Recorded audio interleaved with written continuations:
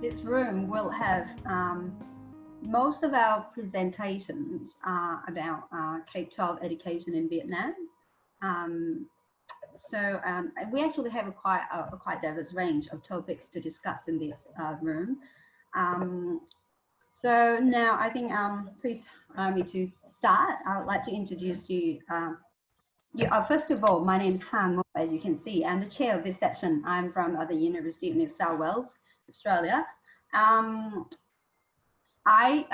Today we have Anh Nguyen and Hồng Ngọc Nguyen. Anh Nguyen from the University of Paris 8, and Hồng Ngọc Nguyen from Musashino University in Japan. Two of them will assist me as moderators. So first of all, I think we can start now. The first presentation, I'd like to introduce Anh Nguyen to present about their research, a systematic literature review about implementing education innovation. Now, the floor is yours. So thank you, Ha, for introducing me. I'm Anh. So on behalf of my team, I would like to present our ongoing project about implementation of education innovation using the systematic literature review. Recently we see a lot of association between education innovation and technological advance, but actually education reform and education change happened much earlier than that. So in this study, we try to study the rationale of implementation of education innovation, and we want to see the relevant factor that influence this process and what is the implication for education reform. So we focus on the implementation aspect of education innovation. So then we come up with three main type of research questions. So the first one would be what type of innovations and in which aspects these receive the most or least innovative efforts.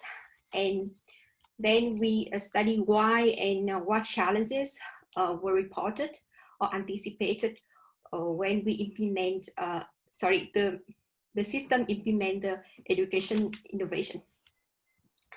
So our coding form, our data collection process, and our analysis depend on the conceptual framework that we derive from literature review and institutional theory.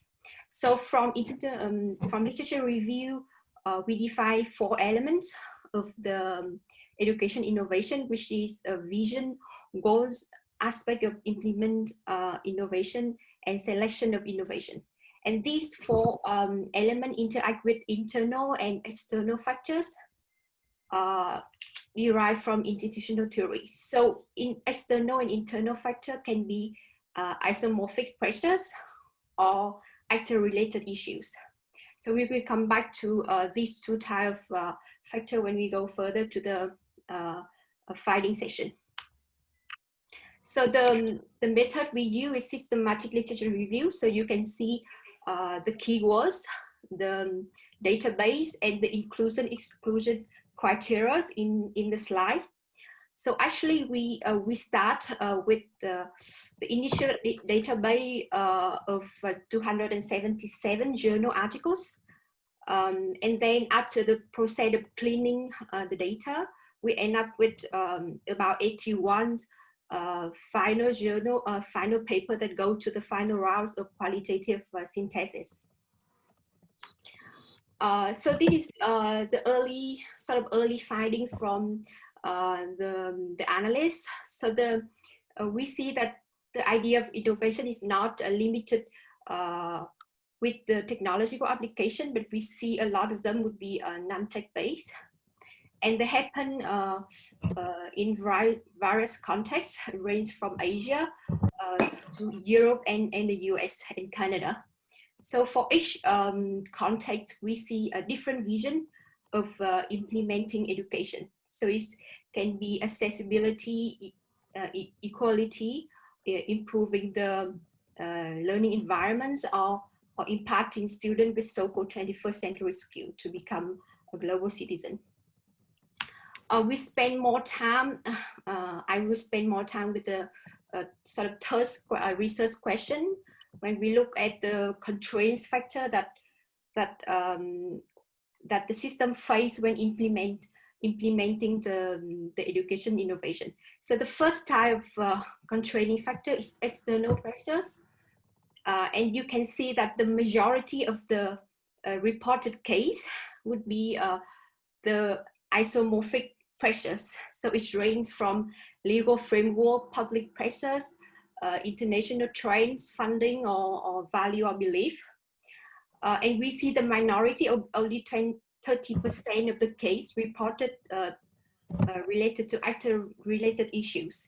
But the pattern is very different with the internal factors. So within the internal factor, the majority actually related to the actor-related issues, and most of them related to teacher. So whether, for example, teacher skills or teacher motivation, and only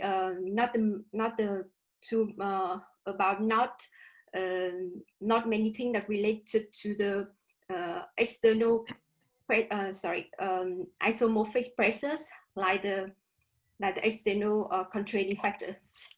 And we see that the internal and the external factor are highly intercorrelated. So when you face the external constraining factor, for example, you have the problem with the legal framework, it's more likely that you have the problem with the internal constraining factor also. So legal framework can discourage the teacher motivation or even teacher's skill or competence. And then the grand challenge, it appears. So the grand challenge is that the misalignment and conflict among factors that lead to the what we call single-sided innovation. That innovation comes from only one side. For example, the teacher want to implement new innovation because of recommendation from national authorities, but legal framework actually not facilitate this. And so that the innovation is only come from one side, and it's most likely that it will not be effective. So this is the early, from this finding, we derive some sort of early implication for Vietnam. So I think it's not, probably it's not only applied to Vietnam, but it can also apply to other countries that face sort of same problems. So the first implication is that Vietnam education system, when they want to implement education innovation, they should follow holistic approaches, which means that one innovation must accompanied by similar efforts in the relevant fields. For example, innovation in curriculum must be accompanied by similar efforts in the teaching education program. The second thing is engagement. So especially teacher or practitioner should be carefully considered and articulated in the implementation process, either by when the planning process or the execution process. They should be encouraged to engage, because they will be the one that directly implement the innovation.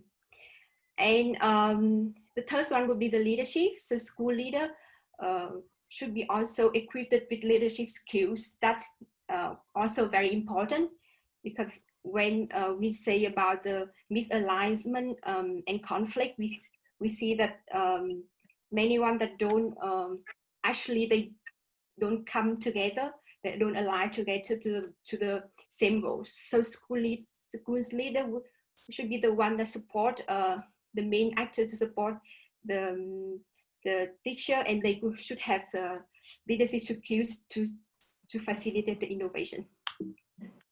So that is that's all. So actually it's sort of like very early finding, and we would be very happy to receive question and recommendation for us so we can improve our work.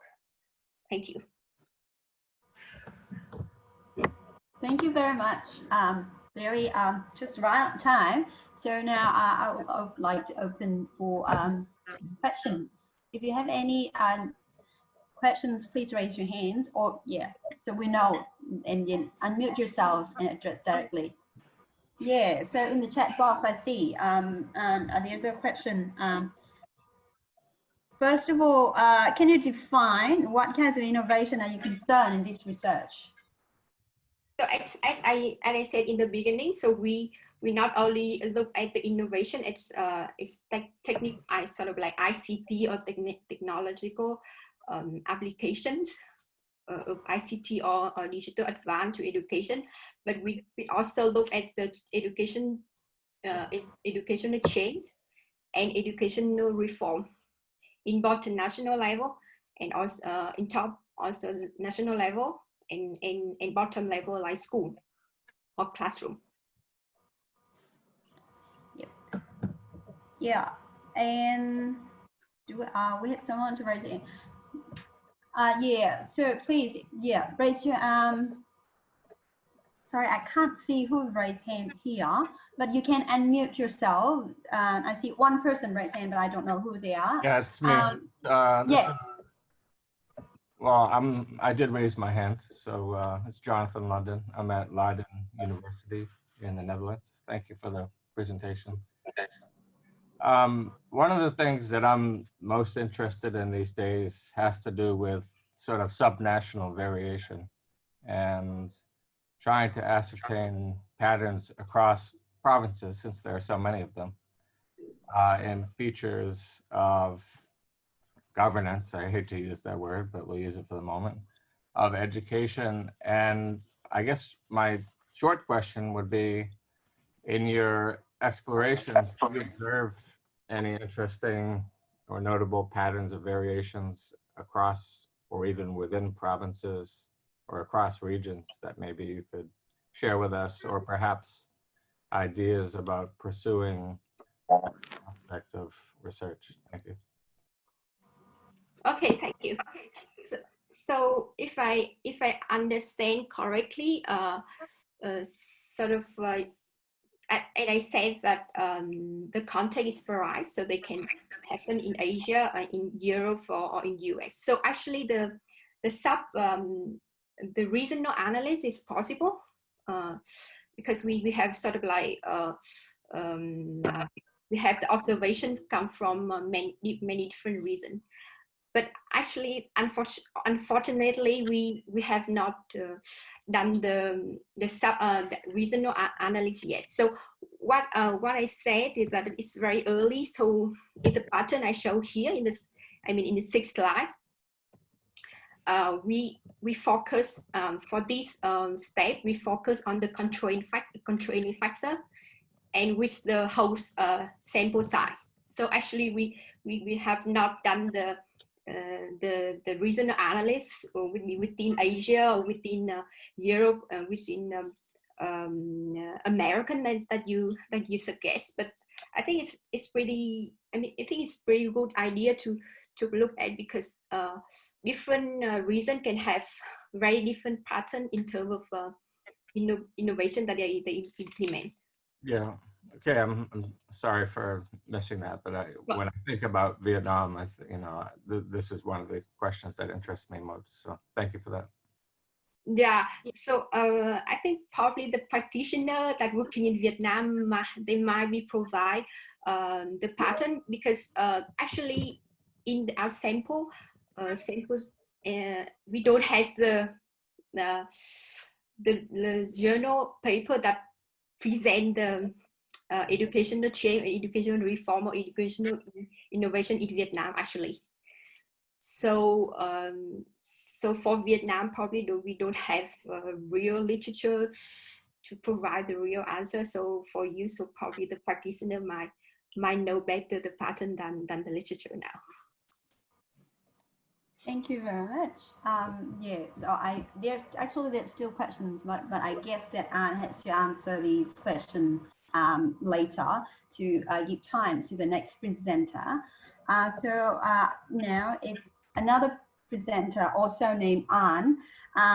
Đức An Nguyễn will present to us its research about interprofessional collaboration in education, a case study of organizing an educational community project examining its practice, impacts, and perspective of partners. So yeah, I see, yes, he's sharing his slide now. So can you please turn your camera on? Sorry, who's? Oh, Nguyễn Đức Ân, sorry, she, I'm sorry. Yes, thank you very much. Yes, yeah. Never mind. Okay. Good afternoon, ladies and gentlemen. My name is Đức Ân Nguyễn.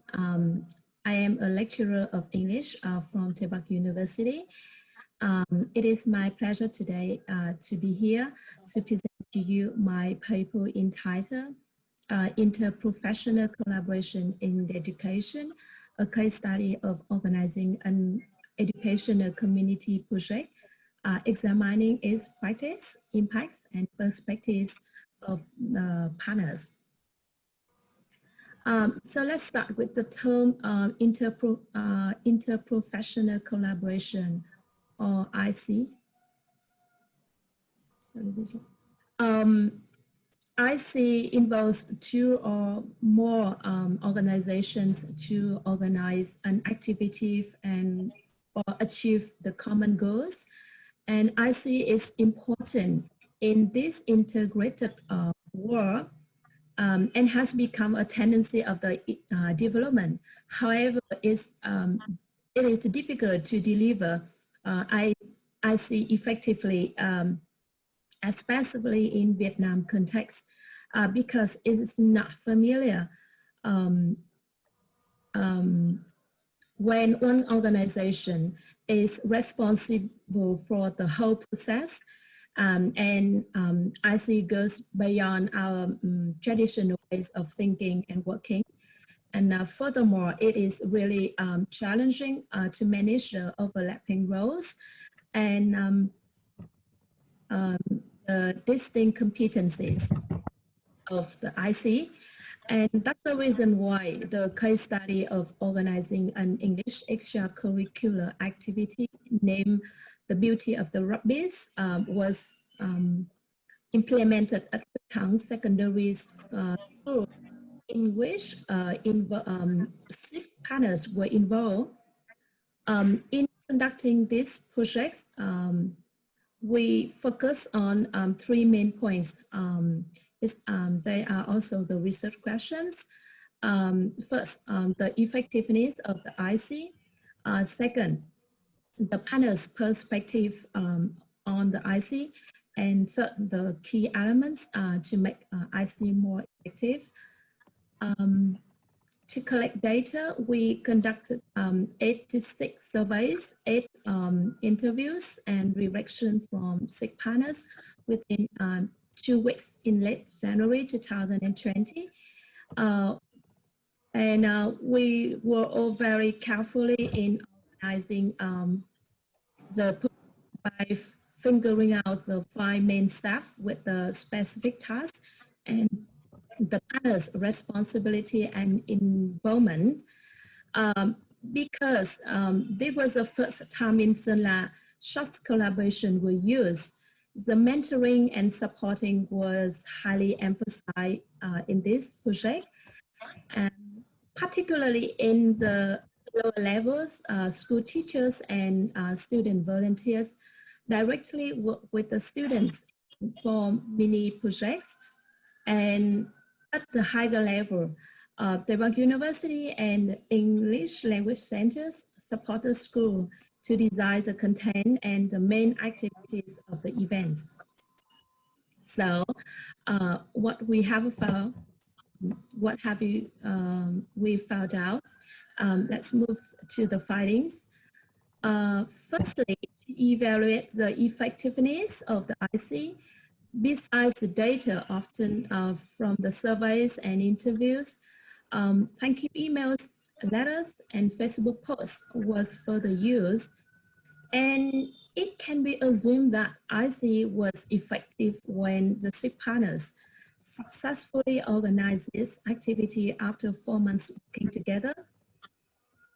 Next, data collected from the survey focused on the activity satisfaction and overall experience have shown that most enrolled participants have very positive perspectives on IC, with the average rating was respectively 9 and 8.9 out of 10.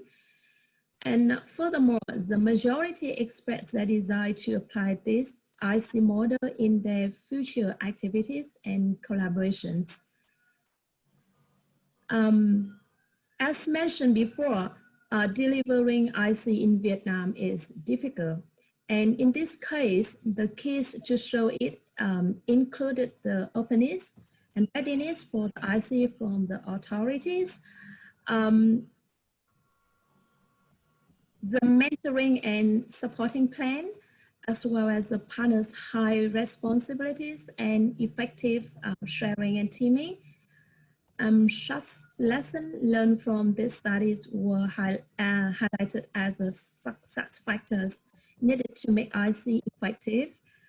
In addition, for future collaborators, to make such collaboration more manageable and achievable, this application should be taken into more consideration, such as shaping the mechanisms for engaged partners or units before starting the collaboration, improving partners' agency so that they can be more active, independent, and responsible in dealing with urgent tasks or with the overlapping roles. So it can be concluded from this case study that IC collaboration is essential for the development and professionalism of education. And some key points should be kept in mind from the macro to micro levels to make IC positive and effective.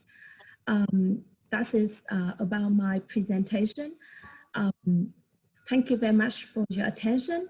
And if you have any questions or you need further information about my presentation, please feel free to contact me via my email or phone. Thank you very much for your listening.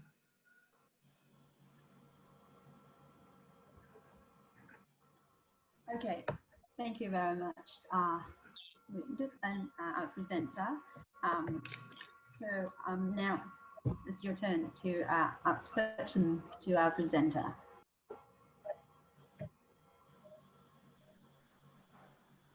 You can raise your hands or type your questions in the chat box. Hello, everyone. So I have a question for the presenter. Yeah. So first of all, thank you so much for your very intriguing presentation. And I think this project is absolutely appealing to students. But I just wonder that is it practical when it comes to implementation in all, in the large scale, in all other schools? Because I can see that a lot of teachers, how to say, like they feel resistant. They think that they don't have any motivation to involve in these kinds of projects. So how can you motivate them? How can you make them realize that so this kind of project is very beneficial to students in general? Yeah, thank you.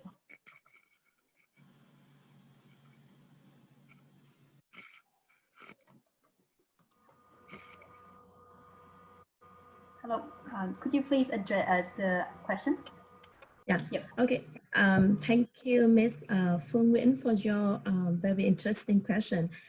Yes, in Vietnam context, it's really difficult because how to raise the motivation of the teacher to organize extracurricular activities. However, in this project, we work closely together and we share as I mentioned before, we focus on the mentoring and supporting the teachers because that was the first the experience that I see in the activity in organizing activities. So they are not experienced enough, and they feel it's very difficult for them to work with other partners from work with the people from other partners. However, when we work closely with the authorities or the leaders, the principals of the school, and they have the regulation for the teachers to join the project. So that's the reason why in this project, most of the teachers at the school were involved in the project, and they contribute to the success of the project. Yeah, thank you very much for your answer. Thank you. Yes, thank you so much for both the questions and answers. So now we move on. We come to the next presentation by Queen Dang from Indiana University. Her research is about making room for dialogues and deliberation in history education in Vietnam. Yes, now it's your turn.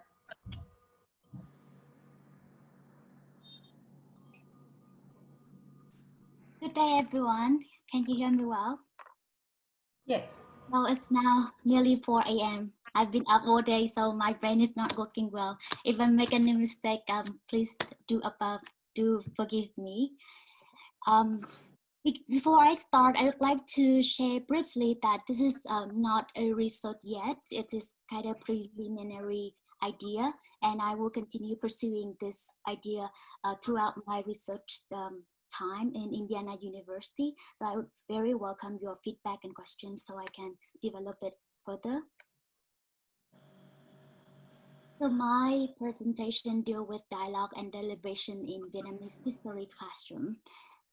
And currently I am a PhD student at the Department of Curriculum Studies, Indiana University, Bloomington. And there are a few main points of the presentation today. First, I will talk about the function of school in preparing children for their civic life. And then I will talk about the reason why I believe that dialogue and discussion are very much needed in the school environment. I will also provide some reflections on history education in Vietnam.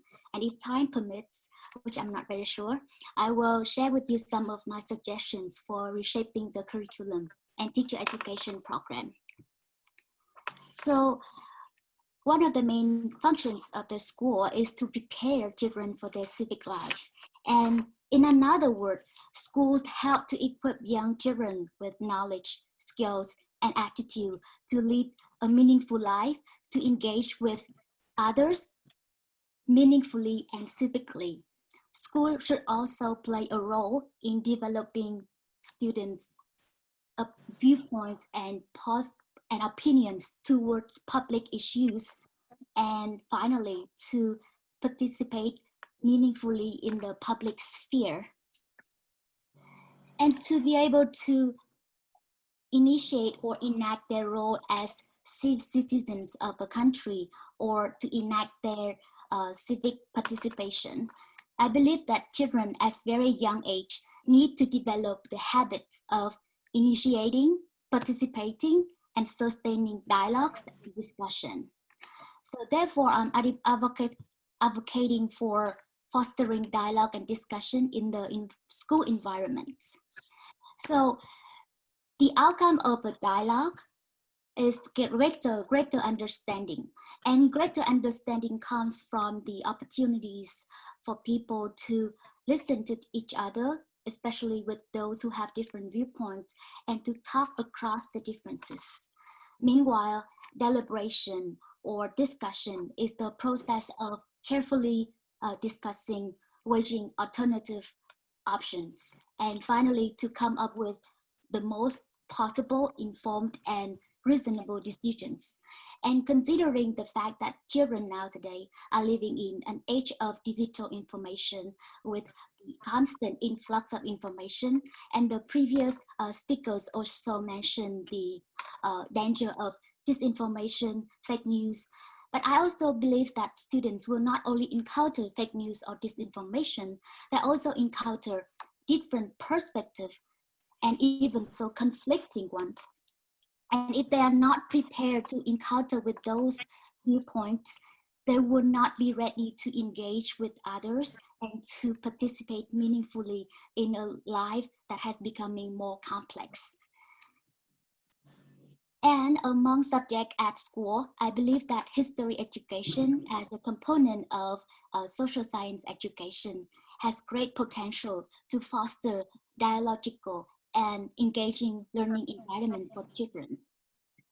First, history introduced students to different socio-political and cultural settings of the past, while challenging them to reflect on their present life, their courses of action, which soon will become part of history too. And also, by reflecting on the past and look at history from different perspectives and multiple lenses, students learn to make sense of people's choices, of the actions that happened in the past, and possibly and hopefully draw significant lessons for themselves to enact their roles as citizens at the present. However, formal history or school history in Vietnam, like in many other countries, are struggling over the question of perspectives, which ones are to be included and which ones are to be excluded in the mainstream narratives.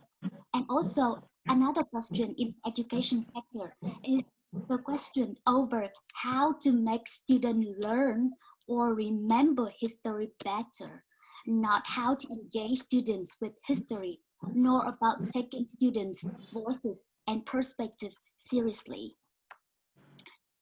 Recent discourses about history education in Vietnam point to the fact that students did terribly at the test, or students are turning their back on history.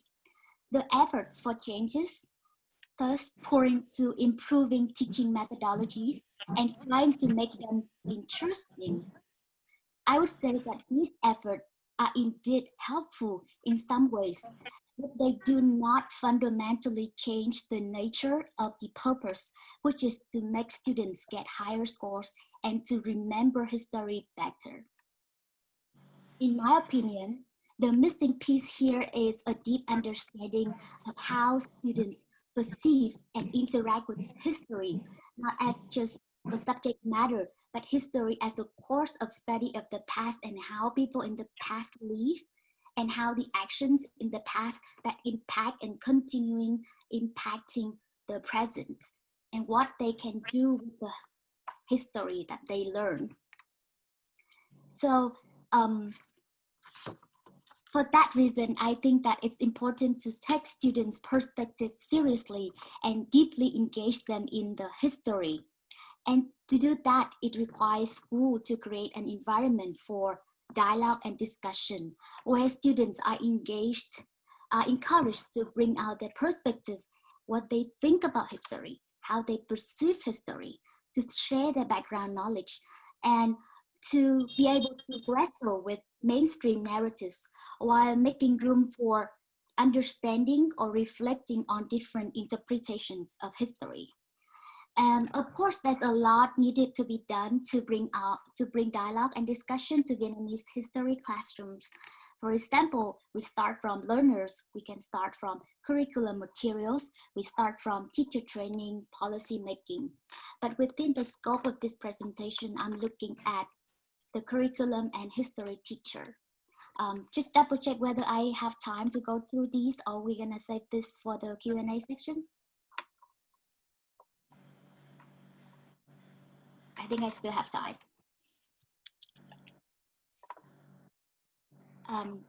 Is everyone still on with me now?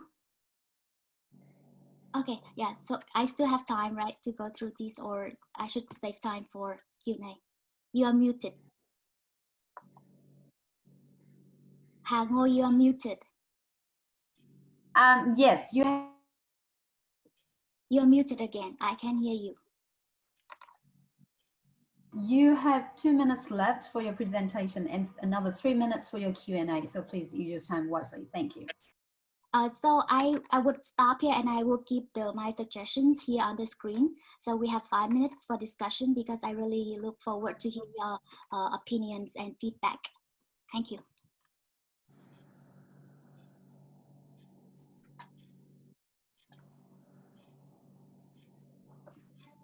Thank you, Quỳnh Đặng. Can I add a question? Sure. Yeah, I see that history education is a very controversial topic, not just in Vietnam, but in New Zealand, as I observe as well, because because I think that the government or political party, the leading political party, try to shape a certain view on what to be taught in school. So it is especially very hard in the Vietnamese case when the ruling party is only one, and we are very hard. So where do you think that the change might possibly come from? How could we make a kind of education that promotes student voices, in particularly in the case of Vietnam? Can I be optimistic about future? Well, we cannot predict the future, but we can create the future. That's what I always believe. But what future I cannot tell. It depends on all people, right? So as far as I understand what you're saying, you are concerning the diversifying narratives, like historical narratives, and I totally agree. It's not just the story of Vietnam; it's the story of every country and of every political regimes. They want to promote the story of a nation, like the narratives of the nation, to unify people or to promote certain ideologies. It's not just Vietnam, but what I'm really, and especially after listening to our symposium, I believe that many people bring up a very good point about what is considered as knowledge. So if you think about history as a discipline itself, so it is a question about what is from the textbook student have to learn, what is from the historian that student have to learn. But if you think more broadly about what is the knowledge, so it's the historical stories from their parents, from the local people consider historical knowledge. If they are considered historical knowledge, if they are considered knowledge, then those are things that can be brought for discussion. And I think that it's in every country there are limited taboo topics. There are things that people didn't say about. And if I remember in the morning, Dr. Keith Martin said that in America, people try not to talk about race, or ignore or soften or give a simplified version of it. And then eventually students are not prepared to cope with such issue as a George Floyd or racism and this outbreak. So Vietnam can learn from it. There must be things that must be thinking very directly and then counter, not ignoring, because we learn from other countries. That is what we should learn from them. Yeah, I agree, and I think that we in history education that we should learn from the UK. My son went to school in the UK when he was in 4, and I don't know how, but the teacher made him love of history. He understands and remember everything about British history, you know, surprisingly, and he loves it. And his teacher wanted him to choose his history to do at university, you know, but he didn't, you know. But that it is about the way we teach history. You know, let's talk about the contents. You know, put it aside. But because in Vietnam we lack the innovative, passionate ways to teach history to young people, because, you know, most of it didn't like history. You know, we didn't like what we were taught at school. Why? Because I think that, you know, teachers didn't know how to stimulate our curiosity, our understanding in terms of history. So yeah, I'm just pointing to you with my experience as a mother with my child. He's going to university very soon, but you know, he loves history, and he found that the way, you know, the teacher taught him at school is marvelous. So yeah, I leave it to history educators. Thank you. Thank you so much for your presentation, and I think it's very useful, and we need to look at it carefully. Thank you so much. Thank you so much. Very interactive, all the questions and answers. Yes, perfect timing. So now I'm very happy that we are on time. So I'd like to invite our next presenter, Jean-Pierre Carlos from University of Technology of Compiègne in France. I'm sorry if I pronounce it. No, it's very good indeed. But first, yes, I am working with. Oh, sorry, I am working with Isabelle, and yes, she I will see Isabella start. here. Isabelle, yeah.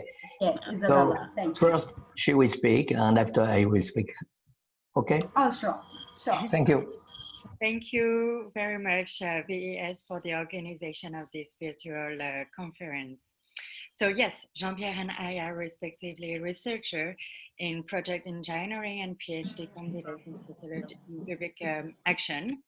And we are both actors in the international cooperation in education and training. As we have different experiences in the distance learning sector as designer, project manager, and evaluator, when we met each other more than 1 year ago, we decided to question the objects. So this research invited us to understand how to think educational policies in our actual society by using distance learning, and in order to achieve the educational objectives in line with future societies and citizens. Since then, to be honest, we have been disappointed of distance learning studies and programs experiences sharing for two main reasons: the lack of information and the lack of multidisciplinary dialogue between global perspectives and local ones. Our researchers gave to see the implication of international organizations and universities in the promotion of distance learning, based on the rights and access of education and on the efficiency of education, among others. Even the studies of distance learning showed multiple contexts as globalization, commodification, transformation, and externalization. Interviewing the consultants on distance learning, we identified the emancipation of the professional. So we would like to ask, could we think to new objectives, giving another context, and new actors promoting a new paradigm in which digital learning is a new object training? So this articulation between researches and practices are one of the characteristics of the distance learning sector. Also, we analyzed two sources of information in perspective of our feedback of our experience. And our interdisciplinary dialogue based on engineering and policy sciences, and our double approach as actors and researchers permit us to think this systemic object with an original point of view and a complex approach, the cycle of life. So thank you, Isabel, for this development. Now I want to analyze the characteristics of the distance learning. Indeed, I want to look about two characteristics mainly. The first is about distance, because we speak about distance training. And another one, we spoke a little, not a little bit, a lot before, about digitalization. First, if we look about distance, Indeed, distance is a part of training process. In other words, distance doesn't appear with so-called distance education. Distance is a parameter that comes into play as soon as the transfer of knowledge from individual to individual occurs. It was the case for Socrates, but it is always the case for the Sorbonne University amphitheater, or maybe in a room arranged in a U shape. However, in distance learning, a first breakthrough appears. The actors are not longer in the same place and often are not active in the same time. And that is a real breakthrough indeed. The second one to take into consideration is the digitalization of activities and not only the contents of the training. This breakthrough, the digitalization, indeed is not specific to education process. Look, for example, what's happened about enterprise and with the Enterprise 4.0. And this breakthrough concerns both face-to-face training and also distance learning training, because digitalization of media, because use of mathematical or statistical processing software, because multimedia resource centers, and even because we can use serious game or a virtuality. From this consideration, it appears that the distance learning cannot be defined by the distance, the first breakthrough, but by the symbiotic conjunction of this first breakthrough with the digitalization of all activities. At this point, we hypothesize that distance training is a complex object, which we will call new object training, NOT. Under this consideration, we propose first to study NOT from a multidisciplinary point of view, because distance learning cannot be considered as a second best, which will be the result of a deterioration due to a lack of information between the actors. And more specifically, like concerning intangibles, and that is a very, very important point. Secondly, we propose to implement and to look about the implementation of the new object training, NOT, with a dynamic strategic plan approach requiring a vision of the objectives based on a consideration of the local as well as the global context. As I said just before, to consider distance learning as a complex subject opens the way to a life cycle approach that takes into account the instantiation of this object. This approach is illustrated by this schema on the right of the slide.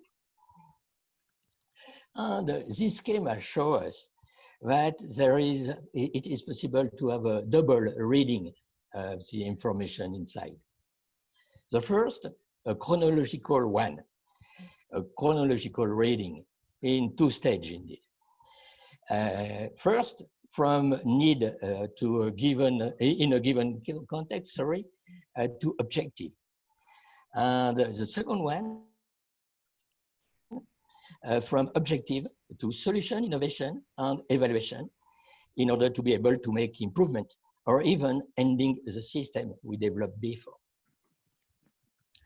But it is also possible to have a very interesting vertical reading, column by column, which make it possible to study in a PDCA, plan, do, check, act, the quality wheel used by Deming, logic, and to make this lecture in a bidirectional relationship between objective and needs, for example, between solution and policy, between innovation and strategy, and between, finally, objective and evaluation. And if we have this double lecture, I think that we will be able to have a very global approach, starting from the need to the evaluation, and able to improve inside some innovation according to the strategy and to the policy. Thank you, Jean-Pierre. So we would like to offer another opportunity to think about the new object training, to reflect firstly the political objectives of our educational system. In line with Hannah Arendt's public conception on the aspect of the citizens' liberty, we could understand the interest of distance learning for future citizens and future society. The fact that Lawrence Lessig, with Arendt's words, created the Creative Commons license in this spirit of liberty in the public space, or the concept of smart communities developed by the European policies for a new society are examples who drive to think another way of learning. Even consultocracy phenomenon in political sciences could it show a need of liberty of the citizen in his training and profession? Are they the new knowledge producers or creators of networks and innovation sharing? Which impact on educational system and its objectives? So finally, who are your knowledge producers and how want to live your citizens? Yes, good. And whatever the way we consider distance learning as an opportunity and or necessity, finally, we hypothesize that the NOT, new object training, can be seen as a vector in a three-dimensional space. You see again on the right of the slide. One dimension is about a social cultural aspect. Another one is about organizational or methodological aspect, if you want. And the last one is about technical or tools dimensions. And we hypothesize that this space is irreducible. And the penalty of irreversible distortion in analysis or in implementation. Thank you very much for your attention.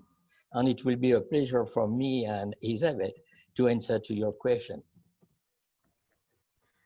Yes, actually, you use a bit over time in your presentation, so you will have a little less time to answer the question. But I have a question here. From our participant, as I understand, you're promoting seeing distance learning as a new system, not an adaptation of traditional training. So what's the implication of this new perspective for teachers or policymakers?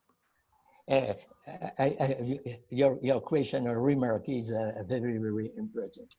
We consider that distance learning is really an object we have to study by itself. And we have to look not only about the problem of distortion, but we have really to understand what's happened in the relationship between teacher and learners. And we have also to be creative and to be able to make innovation, but not only technical innovation. It could be a real innovation taking into account the context, taking into account the social cultural aspect, the organization aspect. On all these aspects could be very, very different from one part of the world to another one.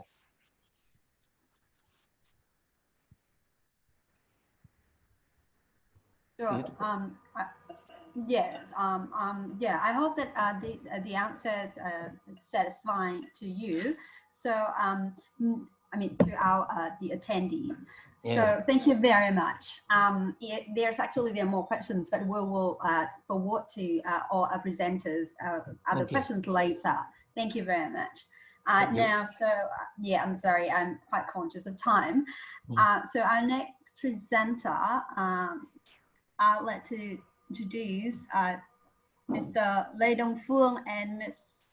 Cao Thị Phương Chi. presenting their research about vocational interest among Vietnamese secondary students as their initial survey. Excuse me, it's Mr. Lê Đông Phương here or Ms. Cao Thị Phương here? Hello? Excuse me, I don't see their name on the list. Maybe we can move the next one and I will try to see if they are in the other room.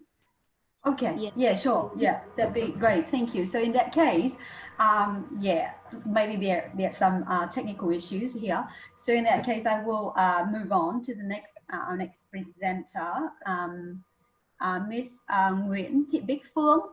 She will present to us her study about English private tutoring in high school education in Vietnam. Yeah, very hot topic. Yes, Bích Phương, are you here? Yeah, I'm here. Yeah. Wonderful. So Yeah, let sure. me share the screen. Yeah.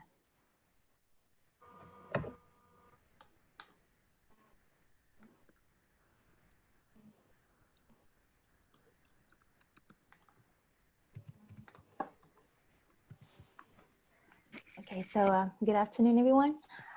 So today I'm very glad to be here to present my research on English private tutoring in high school education in Vietnam from the perceptions of the insiders.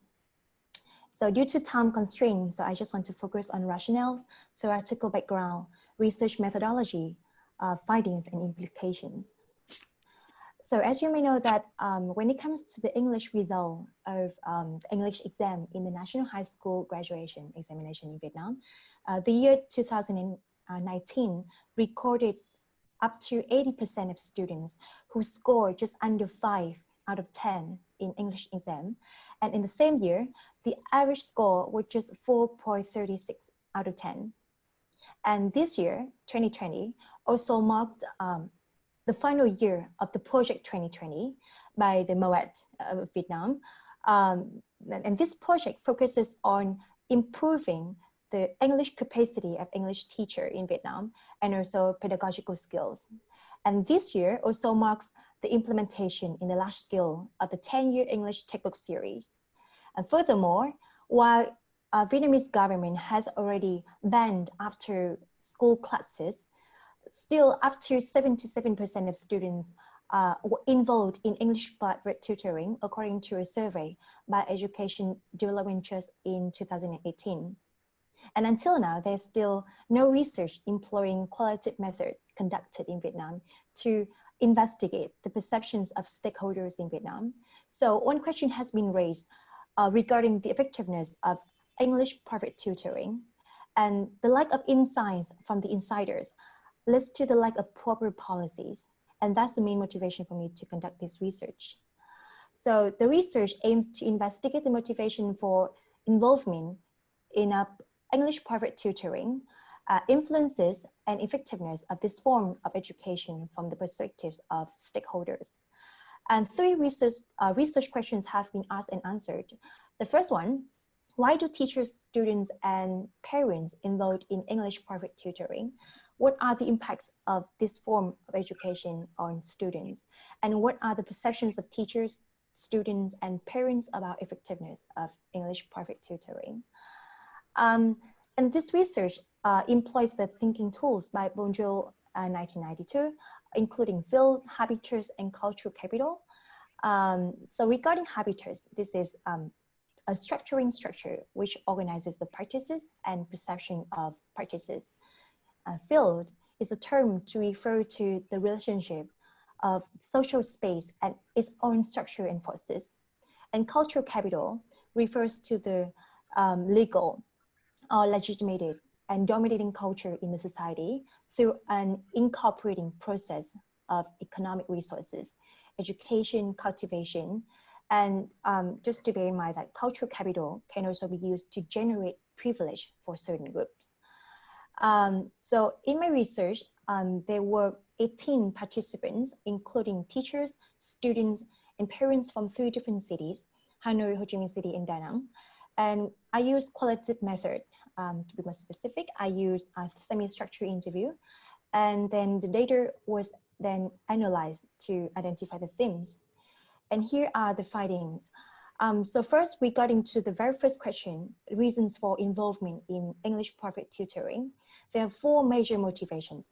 The first one regarding curriculum.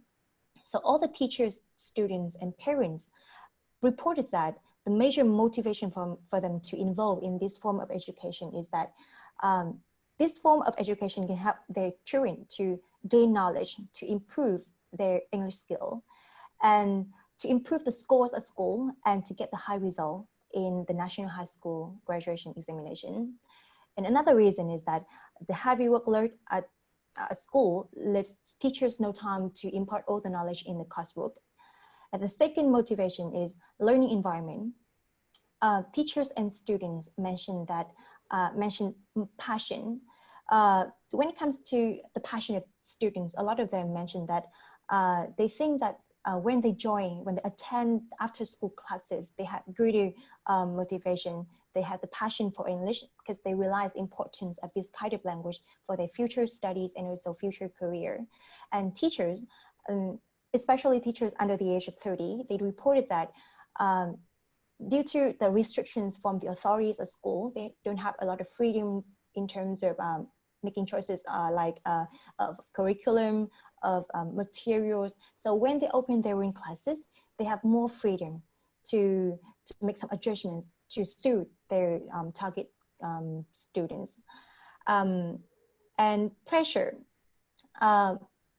The majority of teachers mentioned that they think that with just with just low salary at school, it seems to be impossible for them to survive in the big cities. So they have to resort to this form of education, this kind of part-time job, like open their own classes. And also the pressure from peers and parents. A lot of students said that like they observe their peers, their friends in the classroom, and they think that all of them just attend extra classes. So they think like it doesn't feel right if they don't attend the extra classes. And similarly, parents, the social chain, a lot of them said like they have no idea about the effectiveness of English private tutoring. They have no idea about qualifications of teachers, but they observe that other parents, all of them send their kids, their children to the extra classes. So they want to do the same thing. The second question, impacts on students. There are 2 major impacts. The first one kind of positive, like all of them report that they see the very positive academic performance, the improvement in their academic result at school. And the second one regarding well-being, like students said like they have to suffer quite a lot of like mental health problems like stress, pressure from schools, from teachers, and even from parents, and even from peers, and some physical disorders like short-sightedness or scoliosis, in Vietnamese, like cuộc sống. Yeah, kind of a very serious health problem. Next one, regarding perceptions of the stakeholders about effectiveness of English private tutoring. So what is new, what I realized that is new in my research is that a lot of previous study mentioned the major motivation for stakeholders to attend this form of education. It's just because the poor teaching quality, the poor quality in education at school. But most of the participants mentioned that they think the major reason is just about the heavy workload at school, the mismatch in the testing system. Like in the classroom, the teacher is encouraged to follow the communicative language teaching approach. However, when it comes to assessment, teachers often, just give out some paper tests and focusing on grammar, vocabulary, even reading, and the skills like listening or speaking tend to be ignored. And most of the participants mentioned that they think that this form of education is very effective and should be maintained because it can help to individualize learning, because teachers can somehow tailor the syllabus and can tailor them kind of materials to suit their students. However, regarding quality control, it's still very unsystematic because students and parents, they have no idea about how to evaluate the quality of teaching. So somehow teachers still have the freedom, like a lot of freedom in terms of designing materials and syllabus. And one more factor is corruption. Some students in that I did interview, they mentioned like they attended extra classes just because they want to learn more about the format of the test. So they can familiarize themselves with the test to get the high score. Or some of them even mentioned like, because they want to, you know, like to please the teachers at school so they can get a high score. Yeah, there's the problem of corruption. So I would like to put forward some implications of the study. So shadow education or private tutoring should be monitored more strictly, because I can realize that it's kind of hard to ban this form of education in Vietnam. So we did impose this policy and it really didn't work. So I think we should, you know, like monitor this, impose legislation, some kind of laws in terms of class size and tuition fees, the materials, assessment and testing. And it would be very highly recommended if we can collect the information of teachers' incomes from English private tutoring to make some kind of proper adjustments of the salaries, and make some changes in the testing system, because I think this is the key factor leading to this phenomenon in Vietnam. And of course, improving the quality of formal education to make private tutoring less appealing to stakeholders. Yeah. So yeah, so that's the end of my presentation. I hope that I still could manage within 7 minutes. Yeah. Yes, you still have time. Thank you. And thank you. we actually have time because yeah, we have about yes, because Phương will have about 5 minutes to answer any questions from our participants. So please unmute yourself if you have any questions.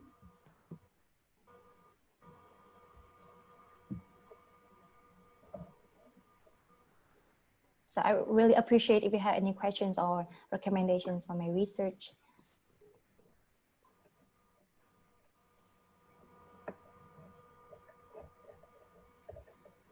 Hi, Phương. I really want to ask a question, but I'm not sure whether I speak too much. Yeah, thank you. Okay, so just ask me the question. So you are a researcher and you are also a teacher, a lecturer at a university, right? So if you could recommend to the policymakers on such issue from both perspectives, what would be the key kind of recommendation for policymakers? Yeah, in order to make less problematic. Yeah. Thank you. So thank you so much for your question. So like I mentioned before in the implication, so I mentioned just some recommendations for policymakers, but I think the third one, changing in the testing system, would be the key one, because I realized that even like when I joined the project 2020, like I joined the training program for the teachers at different levels, I realized that most of the teachers often mention okay, so this approach of teaching, like communicative language teaching, is very appealing, very practical, very blah, blah, blah. However, the testing system is still there. Like students understand that it's very effective if they can focus on listening and speaking and other skills. However, we just focus on grammar, vocabulary, and reading as kind of assessment. So I think it would be very effective if we can change the testing system. For example, at school now, I realize they focus on 4 skills. So why don't we just focus on testing 4 skills instead of just 2, like, or 3 skills, like grammar, vocabulary, or reading? I understand it's kind of challenging, but we at least need to make some changes. Otherwise, I think it would be just the backwash effect. Students just learn to take the test, not for knowledge. Yeah. Yeah, can I follow that? Because I'm surprised to know that, because you are teachers and you have the right to set tests for your students. So what prevents you not setting the tests that you desired to set for your students? Thank you. I'm not sure that I understand your question correct. Could you please repeat the question, please? Yeah, my point is that because you're the teacher, so you have to set tests for your students. Yeah. So what prevents you not to setting the test that you desire to test? For example, you mentioned that 4 skills. So why don't you set 4 skills, for students? Yeah. Thank you so much for your question. So first, the context of my research is just for high school, the level high school, not university. So somehow at university, teachers have more freedom in terms of test design and things like that. But for teachers from primary school to high school, they have to follow kind of strictly to the authorities' regulations or things like that. They don't have any freedom. Even at my university, like as a teacher at university, I also realized that sometimes I just want to give bonus, like some bonus point to my students, but it's impossible because we have to follow some kind of rubrics, some kind of policy of the faculty. So it's just all about the freedom, how much freedom that teachers can have in assessment. Yeah, that's what keep puzzling me about that point, because you of course you have to follow certain rules and regulations. However, you still have a certain amount of flexibility to set the tests. I don't know where the problem lies, whether it's in the mechanism or sometimes might be in the teachers themselves. Because of course it might be faster for teacher to mark multiple choice questions, save their times, rather than setting 4 different tests. Listening and speaking takes time because we have a large number of students in the class.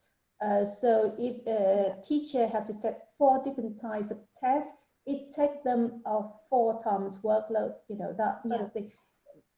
I don't. So I think the problem lies in the mechanism. It's about the mechanism, but I think about the proactiveness and the innovation in teachers themselves in terms of taking the lead and take initiatives to change education. Thank you.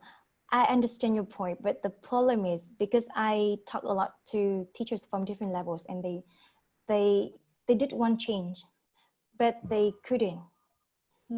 Yeah, it's all about, like Jonathan, you said. Yeah, exactly. They have to follow the rules. Some of them want to, like, even some projects. I did remember that a presenter did mention the community project, a very interesting one. So I asked her about the practicality of that project. It may be sounds very nice, very appealing, but whether it is practical in the context of Vietnam or not, I don't think it's all about the initiative, like whether the teachers have kind of motivation to change. It's all about the mechanism. Yeah, I think so. Yeah. I'm sorry to add another point. Sorry, Phương. I also conduct an interview with a teacher in higher education. I'm sorry, a little bit distracting, but they share a similar problem.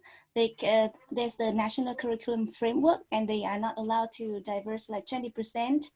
And also the faculty use a test bank to control the knowledge that needs to be taught. So sometimes if they try to innovate or something, the test pull them back. So just a minor reflection. Yeah, exactly.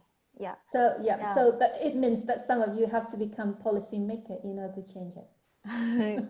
yeah, maybe. And also, I mentioned before, this year marks the final year in the project 2020 of MOET. So we have already seen the improvement in the English capacity of teachers. So because all of them have to take the test, VES step, like we often say like a Vietnamese IELTS, yeah, to evaluate, to assess their ability. So somehow I think when we want to change the testing system into something very communicative, I think it would be feasible, because now we have kind of quality teachers. So somehow we can do that, not like 10 years ago. Yeah.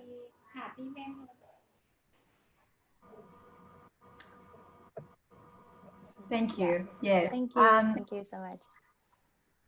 We actually have more time than we thought.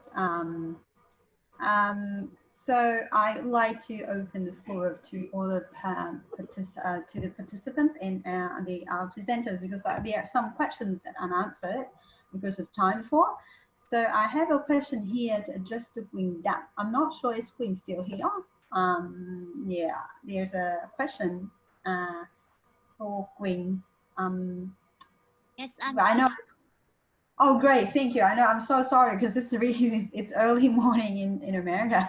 Yes. So there's a question here. So to you, as the research focuses on curriculum, and so it, I think this question means, is your research focused on, does it focus on curriculum and teachers alone, or should it start with creating an environment for them to be mentored, I guess, to mentor with necessary soft skills first? So, well, as far as I understand the question, the person who asked the question is asking about the target of my research. And somewhere in the chat panel, I already mentioned that the target of my research is students. And then my biggest concern is how students are thinking, or what students are thinking, and how students interact with what they are thinking, what they are receiving from different sources. And from understanding what students have, we can start thinking about what the curriculum can look like, or what the teachers can do best to help students.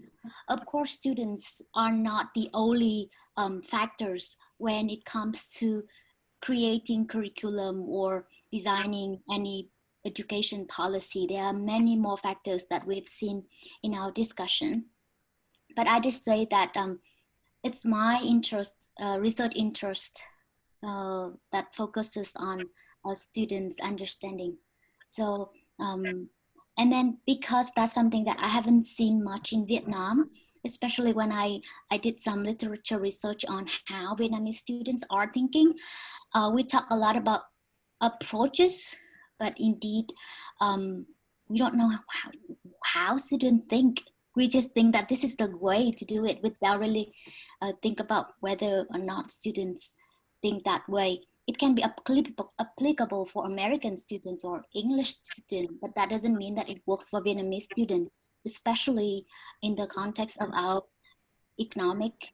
And somewhere, I think someone pointed out about the lower income family that maybe suffer more from inequality. So I do think that I need to start from students first.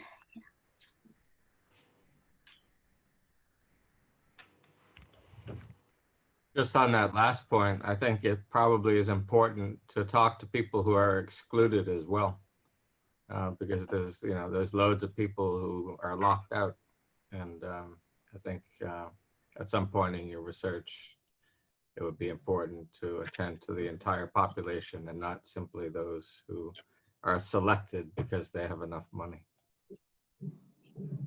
Yeah, thank you, Jonathan. That's exactly what I'm looking at, because I really want to do a sort of comparative research on how students from different socioeconomic backgrounds, such as rural area, mountainous area, or even ethnic groups, because many of our ethnic students, they share the same syllabus or curriculum with our with the students in urban area. But how do we look more seriously at how ethnic the differences of ethnic students and students in rural area. I don't think that education is one size fits all solution. And it seems to me that we are still thinking that way. We are still thinking that one reform could change the whole system, which does not work anywhere. Like, it's not just Vietnam, anywhere.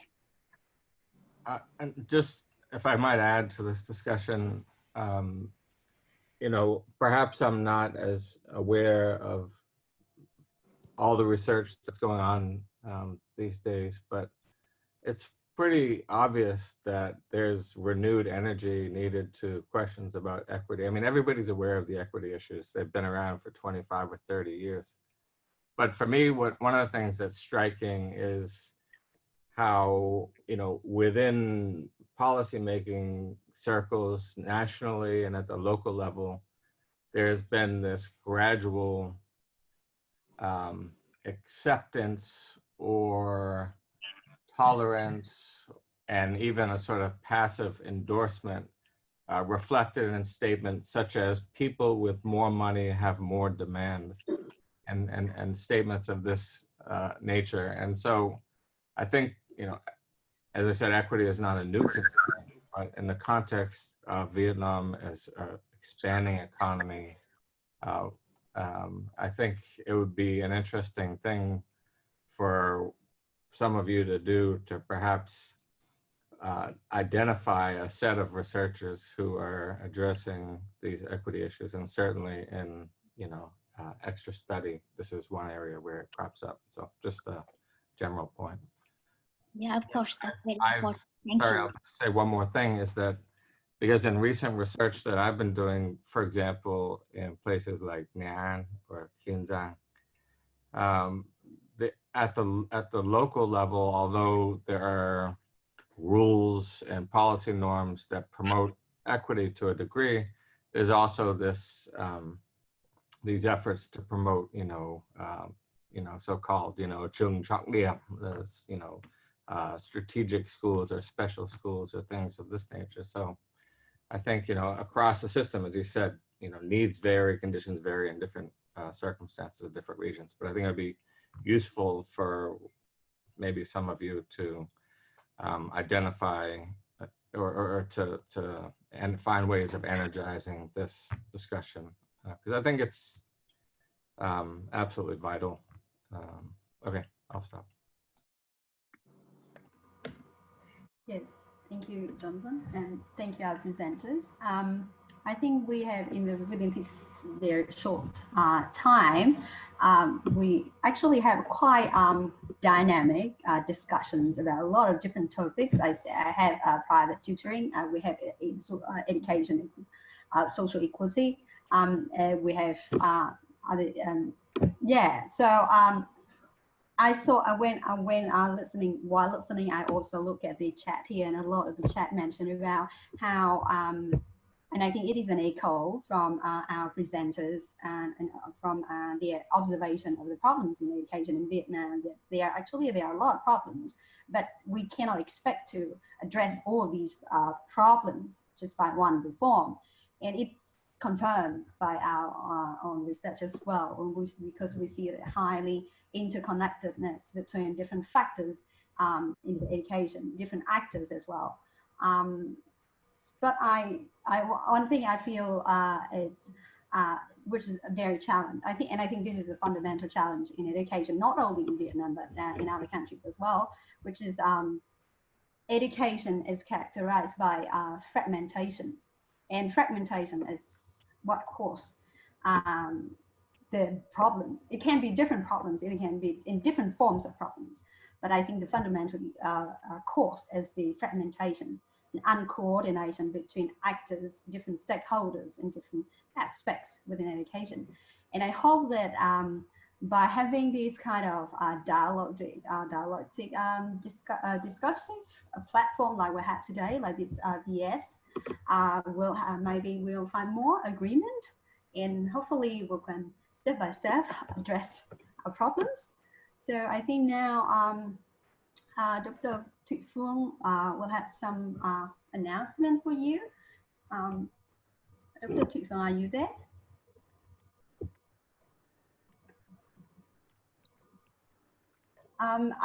Well, because all our presenters I heard have finished presenting.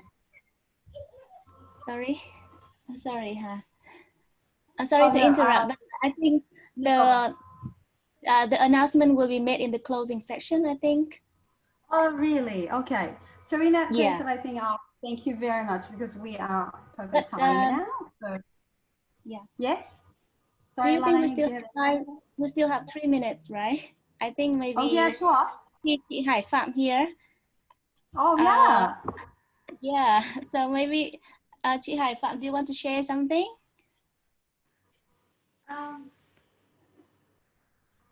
It's very great that we can see you here. Excuse me, can you unmute, please? Hi everybody. I don't have much thing to share with you, but actually the section 2 is very interesting with some topics. So we have here some students who are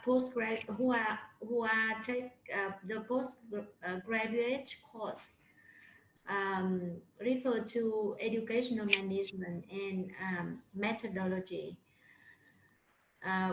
We may think about some identities of the school during time of the COVID, like the student cannot come to school.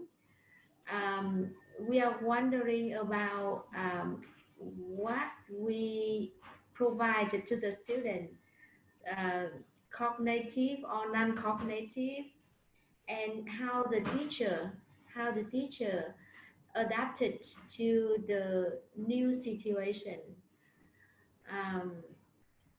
and what do we mean the school right now,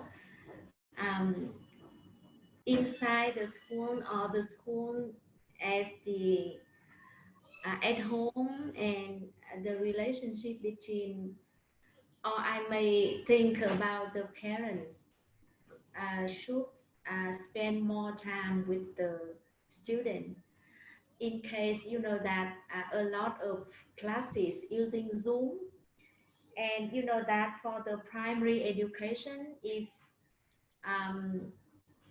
the student take the course by Zoom, it means the parents should spend their time to learn with the kids. Even the kids cannot use the computer, and even the kid cannot familiar to learn from Zoom, for example. So those things are quite difficult.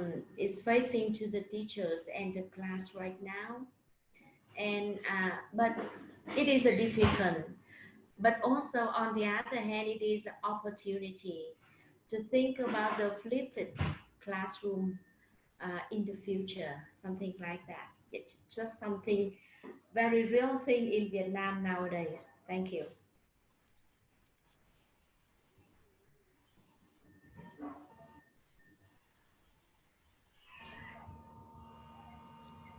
Oh yeah, I see some chat here.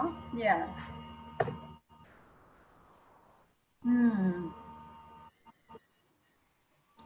Yeah. Yeah.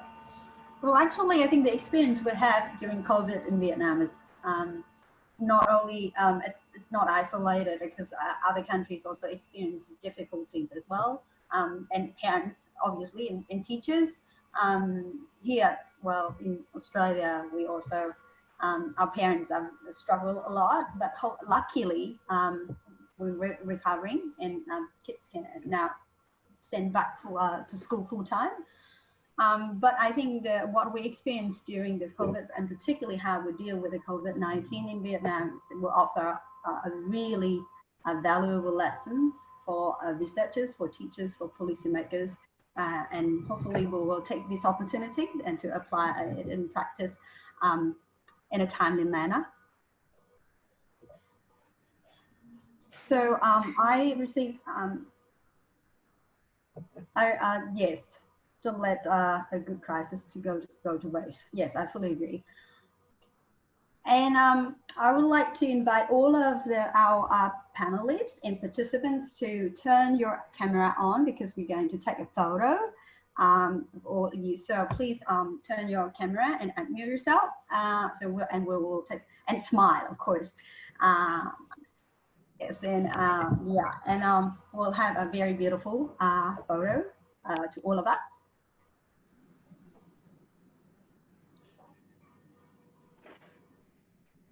Lan Anh will help us to take a photo, so she will let us know when she's ready.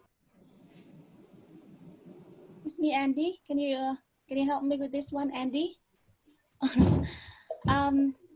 So I only see 1, 2, 3, 4, 16 faces here, but maybe let's take the first photo.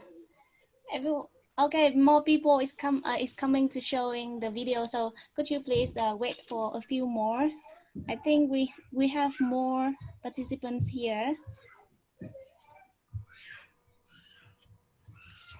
Okay, are you ready, everyone? Ready? 1, 2, 3. Oh, okay.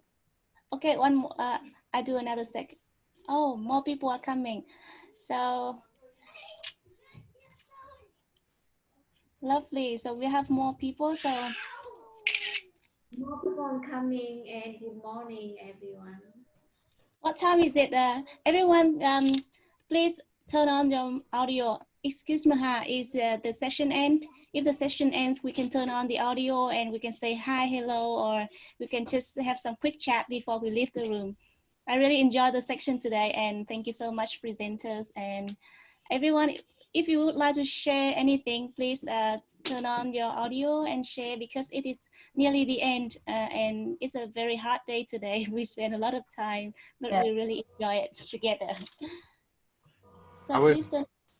I would just like to say it's really actually exciting that this is happening. I mean, we're doing it in the context of a crisis. Some people say necessity is the mother of all invention. That is, when you're posed with a challenge, you have to find a way to do it.